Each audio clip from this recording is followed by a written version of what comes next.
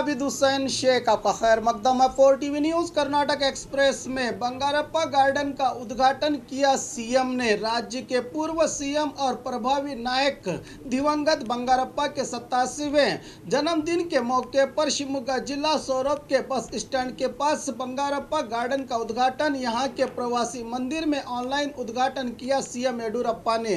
वैसे सीएम येडियुरप्पा और बंगारप्पा कड़े सियासी दुश्मन थे, मगर सीएम येडियुरप्पा ने ही अपने सियासी विरोधी के नाम पर निर्मित गार्डन का उद्घाटन किया। सौरभ में करीब 21,15,000 की लागत से गार्डन का निर्माण किया गया है, जिसमें दिवंगत बंगारप्पा की मूर्ति भी बनाई गई है। इस मौके पर बात करते हुए सीएम ने कहा कि बंगारप्पा एक बड़े नायक थे, आज भी इनकी जारी करदा योजनाएं जिंदा हैं। किसानों के लिए इन्होंने काफी योगदान दिया है। सौरभ में तहसीलदार दफ्तर के पास स्थित बंगारप्पा की समाधि की जगह पर स्मारक बनाने के लिए 1 करोड़ का अनुदान देने की सूचना अधिकारियों को दी गई है। बहुत जल्द ही काम शुरू किया जाएगा, बताया सीएम येडियुरप्पा ने।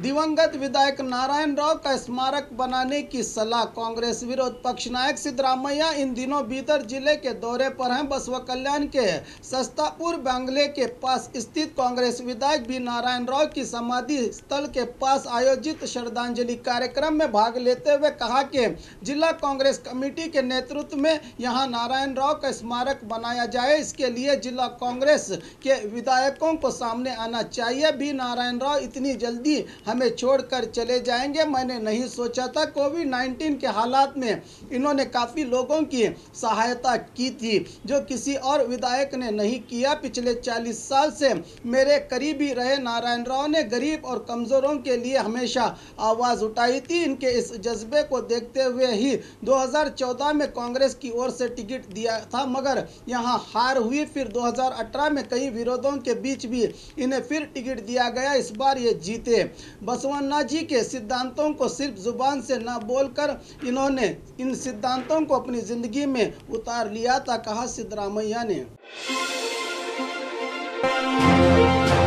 दशहरा उत्सव, कुश्तियों की प्रतियोगिता रद्द। मैसूर के मशहूर दशहरा के उत्सव को कोविड वायरस की नजर लग गई है। लाखों की भीड़ के बीच जंबू सवारी होती थी, मगर कोविड के कारण सिर्फ कुछ लोगों के बीच ही जंबू सवारी सिमट कर रह गई। हर तरफ पुलिस वाले ही दिखाई दिए। मैसूर के कई रास्ते ज्यादातर खाली खाली दिखाई दिए। पुलिस ने इन रास्तों पर जनता की आवाजाही पर पाबंदी लगा दी थी। उसी तरह कुश्ती प्रतियोगिता में राज्य के नामवर पहलवान इस प्रतियोगिता में भाग लेकर अपने कुश्ती के जोहर दिखाकर महाराष्ट्र से इनाम पाकर खुश होते थे, मगर कोविड वायरस के कारण इस कार्यक्रम को भी इस बार रद्द किया गया। इस मौके पर पहलवानों ने पारंपरिक तौर पर पूजा करके यदुवंश के राजा को मुबारकबादी देकर इस कार्यक्रम को समाप्त किया। बीजापुर का भूतनाल तालाब भर्ती, जनता में खुशी। ऐतिहासिक स्मारकों और पुराने बावड़ियों और तालाबों के लिए मशहूर बीजापुर शहर में हमेशा धूप और धूल रहती है। पिछले दिनों यहां काफ़ी बारिश हुई, जिसके कारण यहां का भूतनाल तालाब पानी से भर गया। इसी को देखने के लिए लोग परिवार समेत पहुंच रहे हैं। कुछ लोग तैरकर खुश हो रहे हैं, तो कुछ लोग सेल्फी क्लिक करके खुश हो रहे हैं। यहाँ का नज़ारा जॉग फॉल्स की तरह दिखाई दे रहा है। इस तालाब का राज्य के महान इंजीनियर श्री विश्वेश्वरैया ने शहर की जनता को पीने के पानी के लिए बनाया था। कुल 120 एकड़ के प्रदेश में स्थित ये तालाब में गार्डन भी है। कृष्णा नदी से करीब 53 किलोमीटर के पाइपलाइन द्वारा पानी बहाया जाता है। पूर्व जल संसाधन मंत्री एमबी पाटिल ने इस तालाब की अभिवृद्धि के लिए 13 करोड़ रुपये मंजूर करवाए थे। सैलानियों की सुविधा के लिए यहाँ होटल भी उपलब्ध है। बाढ़ और बारिश के कारण बेलगाम जिले में 35,238 हेक्टेयर फसल तबाह, परिहार की मांग। पिछले 1 महीने से बेलगाम में हुई मूसलाधार बारिश के कारण जिले के कई ग्रामों में जवार, धान, कपास, गन्ना सहित कई फसलें तबाह हुई हैं, जिसके कारण किसानों का काफ़ी नुकसान हुआ है। बेलगाम, चिक्कोड़ी, अतनी, बैलहोंगल, सवदत्ती, मुडलगी, गोकाक सहित कई ग्रामों में यही हालात हैं। यहाँ ज़्यादातर धान, मक्की, जवार, मूंग, सोयाबीन सोयाबीन, बाजरा और तोर की खेती होती है। जिला प्रशासन की जानकारी के आधार पर देखा जाए तो अक्टूबर 1 से 15 तक 1,66,000 हेक्टेयर से ज़्यादा ज़मीन में बोई गई फसलें बेकार हुई हैं। इन फसलों को बोने के लिए किसानों ने विविध संघ और बैंक से कर्ज लिया था, जिसको चुकाना अब भारी पड़ेगा। यहाँ के किसान अमृत मुट्टनवार अपना दुखड़ा सुनाते हुए सरकार से परिहार की मांग कर रहे हैं।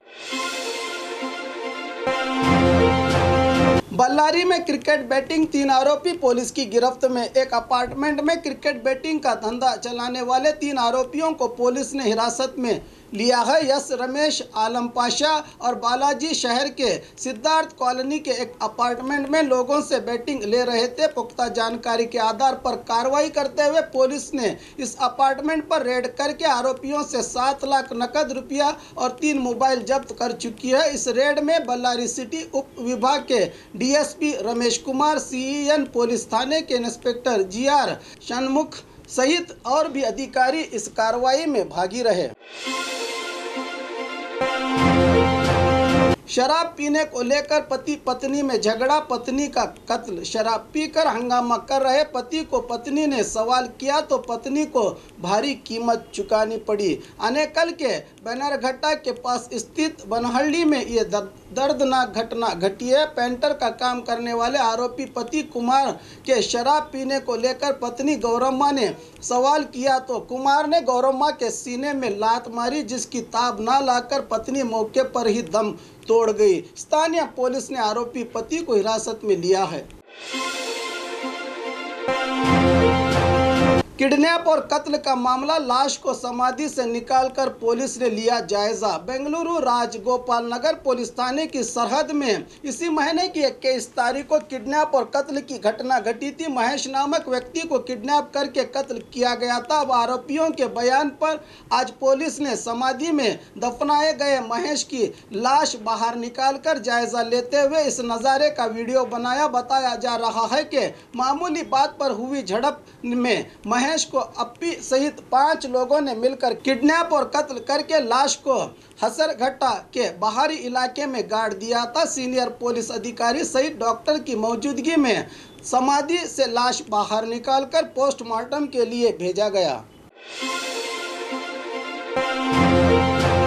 सादगी से दशहरा मनाने का विरोध, वाटाल नागराज पुलिस की हिरासत में। कोविड वायरस के कारण सरकार बड़े ही सादगी से बिना भीड़ जमाए दशहरा उत्सव मना रही है। इसी का विरोध करने पहुंचे कन्नड़ा पक्ष के अध्यक्ष वाटाल नागराज को विरोध करने से पहले ही पुलिस ने हिरासत में लिया है। जम्बू सवारी का बड़े पैमाने पर आयोजन न करने पर आपत्ति जताते हुए आज मैसूरू के अशोक रोड पर स्थित पौर भवन के पास पहुंचे वाटाल नागराज को स्थानीय पुलिस अधिकारियों ने गिरफ्तार करके पुलिस थाने ले गए। इस मौके पर मीडिया से बात करते हुए वाटाल नागराज ने कहा कि सरकार ने जम्बू सवारी को महल तक ही सीमित करके हजारों सालों की परंपरा को मिटा दिया है। येडियुरप्पा जेल जाकर आए हैं, फिर भी इन्हें अकल नहीं आई। सीएम को कहा कि अपना घमंड छोड़ दें, मैं पुलिस का समर्थन करता हूं। अगर आपको पुलिस की सही मायनों में चिंता है तो औरात कर रिपोर्ट को क्यों अब तक जारी नहीं किया? आप अधिकार से